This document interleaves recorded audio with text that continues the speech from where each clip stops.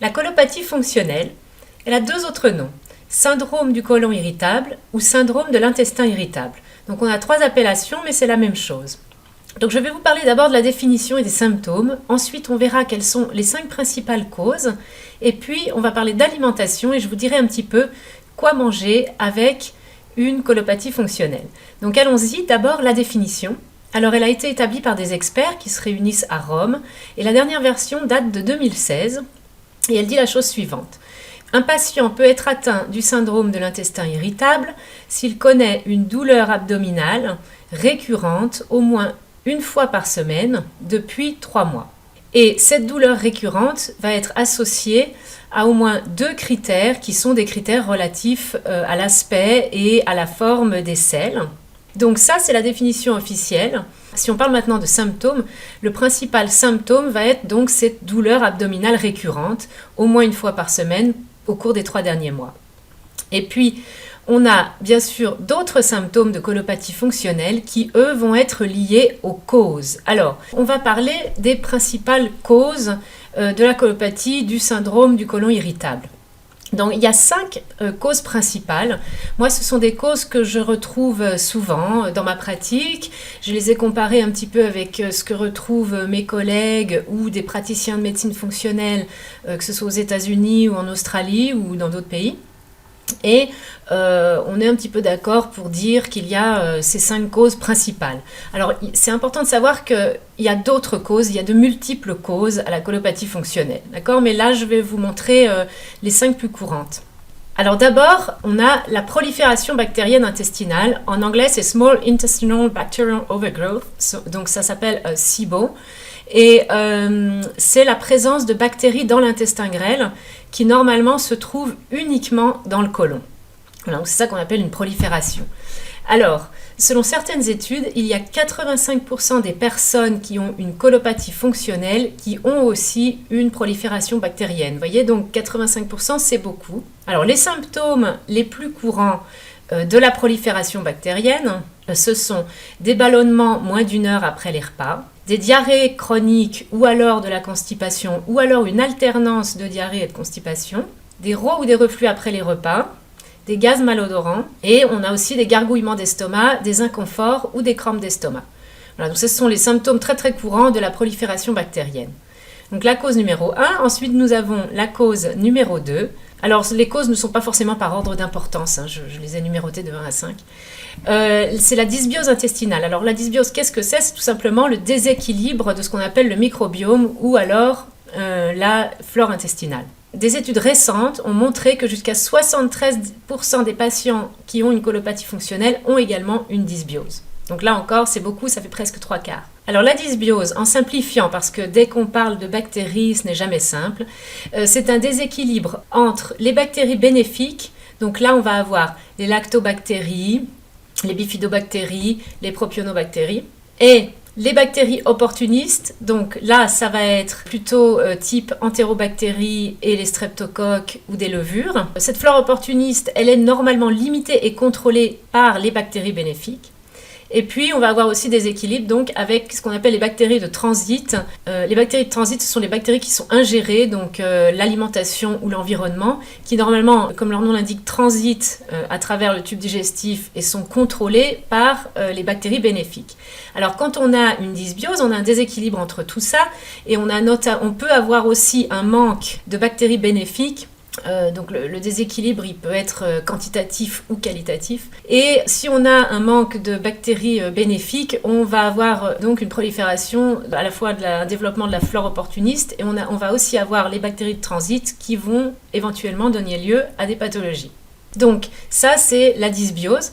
Ensuite, nous avons la 3e cause de colopathie fonctionnelle. Alors là, on va parler de la perméabilité intestinale. C'est ce qu'on appelle en anglais leaky gut. Et les études récentes ont mis le doigt de plus en plus sur le rôle pathogène d'une perméabilité dans une colopathie fonctionnelle. Alors, qu'est-ce qui se passe ? Normalement, les cellules de la muqueuse intestinale, elles font une espèce de barrière par rapport au milieu extérieur, qui est donc l'intérieur du tube. Ces cellules, elles vont permettre le passage des nutriments, mais elles vont bloquer tout ce qui va être pathogène, toxines, et puis les aliments non digérés. D'accord ? Ce qu'on appelle aussi des macromolécules.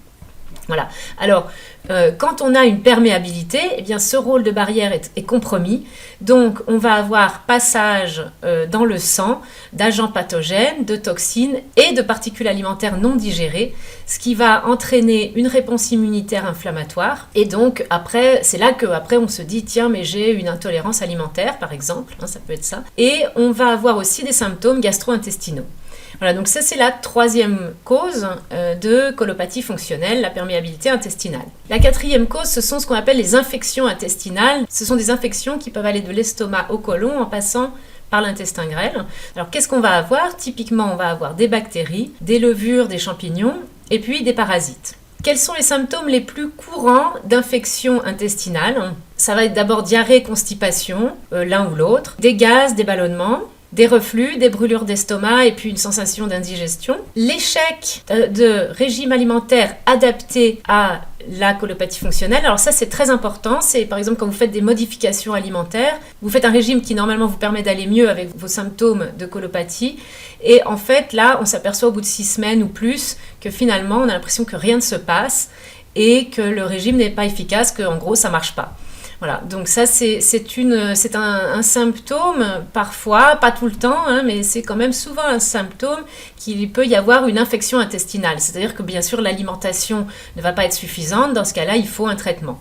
Alors on va avoir ensuite des symptômes secondaires qui vont être par exemple de la fatigue, des déséquilibres hormonaux, une prise de poids, des insomnies, de l'anxiété. Moi, ce sont des symptômes secondaires que je vois très souvent avec des patients qui ont une colopathie fonctionnelle. Donc ça, c'est la quatrième cause et on en a donc une cinquième. Donc cinquième cause la plus courante, ce sont bien sûr les intolérances alimentaires. Alors, ce sont des recherches très récentes qui ont suggéré que les allergies et les intolérances alimentaires devaient être considérées comme une cause possible de colopathie fonctionnelle. Alors, les intolérances alimentaires vont vous donner des symptômes qui vont être similaires à ceux de la colopathie fonctionnelle. On va avoir des gaz, des ballonnements, de la diarrhée, de la constipation et aussi des douleurs abdominales. Pas tout le temps, mais souvent. On peut avoir des allergies, donc réponse immunitaire de type IgE, et on peut avoir des intolérances, réponse immunitaire de type IgG. On peut avoir, ça c'est très important, des carences enzymatiques. Les carences enzymatiques, c'est quoi? C'est un manque d'enzymes digestives, ce qui fait que la digestion ne va pas se faire comme il faut, et ensuite on va aussi avoir une malabsorption. Alors ça c'est très important parce que moi j'ai des personnes donc, qui se sont aperçues par exemple qu'elles vont retirer les aliments qui contiennent du gluten, parce que elles voient que leurs symptômes s'améliorent et donc elles en déduisent qu'elles ont une intolérance au gluten. Alors il faut savoir que ce n'est pas toujours vrai, ce n'est pas toujours une intolérance, ça peut être tout simplement une carence enzymatique qui fait qu'on ne digère plus le gluten. Si on ne le digère plus et qu'on a en plus une perméabilité intestinale, qui est une autre cause que l'on vient de voir, on va avoir donc des peptides non digérés qui vont passer la barrière intestinale et là on peut avoir ensuite, après on peut avoir des réponses inflammatoires, mais c'est pas automatique. Il y a des personnes qui ont simplement au départ une carence enzymatique et qui n'ont pas d'intolérance. Voilà, donc ça c'est important parce que c'est pas la même chose. C'est parfois plus facile de résoudre une carence enzymatique qu'une intolérance déjà installée. Donc selon ma pratique, moi, alors ça c'est de la pratique, hein, c'est pas des études scientifiques. Les aliments problématiques les plus courants, quels sont-ils? Ce sont d'abord les aliments qui contiennent du gluten.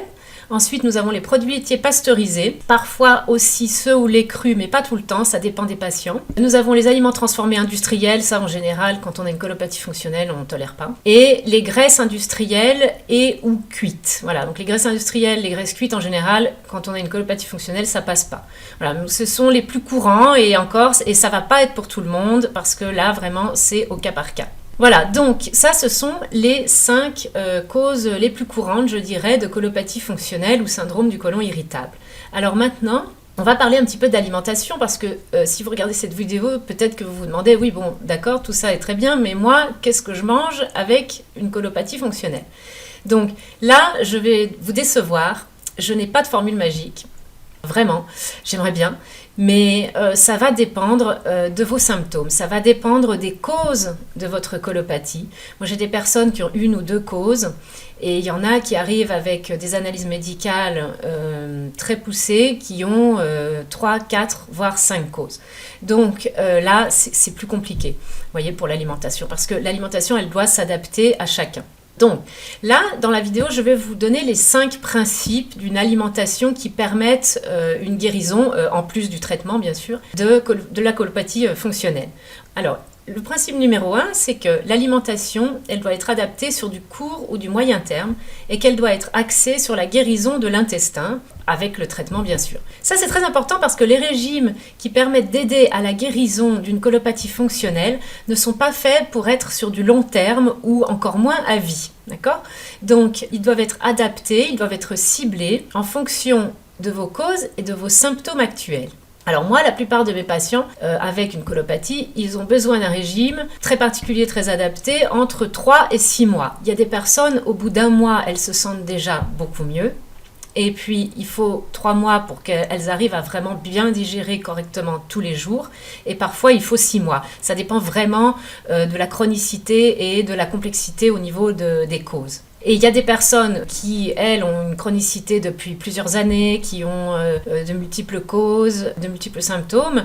Là, parfois, il est nécessaire de vraiment modifier le régime avec plusieurs modifications successives pendant à peu près 1 an. Et après, là, on peut enfin avoir à nouveau un régime alimentaire diversifié et varié, sans avoir des exclusions. Parfois, il reste un petit peu d'exclusions, mais normalement, le but, c'est d'arriver à avoir à nouveau une alimentation diversifiée et variée. Alors, le principe numéro 2, c'est que le régime alimentaire pour une colopathie doit être anti-inflammatoire. Donc on va aller chercher des aliments riches en acides gras oméga 3, on va aller chercher des aliments riches en antioxydants, notamment les fruits de couleur foncée, les légumes verts, et puis on va aller chercher aussi des épices anti-inflammatoires telles que le curcuma ou le gingembre. Après, ça va être bien sûr à adapter en fonction de la tolérance individuelle. Le 3e principe, c'est qu'on va vouloir avoir une alimentation qui n'exacerbe pas les symptômes. Ça, c'est très important. Donc, on ne peut pas se permettre, quand on a des symptômes, de conserver dans l'alimentation des aliments qui vont les exacerber. Alors, il y a beaucoup d'aliments qui exacerbent les symptômes.